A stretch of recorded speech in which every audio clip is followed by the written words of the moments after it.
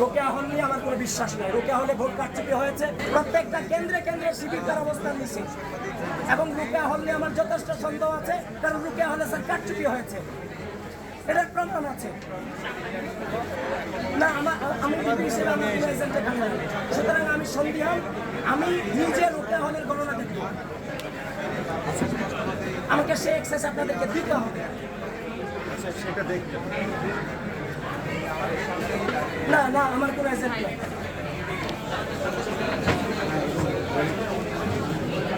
না গ্রুপের উপরে এজেন্ট নাই।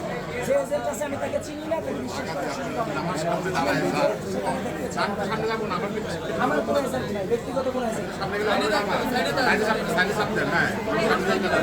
আমি রোকেয়া হলে এজেন্ট দিতে পারিনি। রোকেয়া হল নিয়ে আমার কোনো বিশ্বাস নাই। রোকেয়া হলে ভোট কারচুপি হয়েছে, রোকেয়া হলে আগে থেকেই ব্যালট বাক্স করা হয়েছে, এটা নিয়ে আর সন্দেহ করার কোনো সুযোগ নাই। সুতরাং রোকেয়া হলে আমি নিজে থেকে ভোট গণনা দেখতে চাই। রোকেয়া হলের ব্যাপারে কোনো ছাড় দিব না, কারণ আপনারা আপনাদের বিশ্বস্ততা রাখতে পারেননি। স্যার আপনারা চেষ্টা করেছেন কিন্তু ব্যর্থ হয়েছেন, নিঃসন্দেহে ব্যর্থ হয়েছে। এখন স্পেস করে দেন, নতুবা আমরা এটা কোনোভাবেই মেনে নেব না স্যার।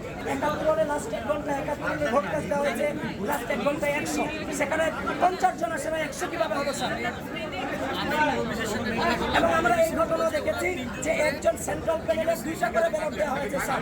এখানে যারা রিটার্নিং অফিসার আছে অলরেডি মুনামি ম্যাম আমাদের জুনিয়রদের সাথে খুব বাজে বিহেভ করেছেন এবং উনি শিবিরের পক্ষে কাজ করেছেন, এগুলো প্রমাণিত। সুতরাং এখানে রোকেয়া হলে কোনো কাউকে আমি বিশ্বাস করবো না আমি ছাড়া।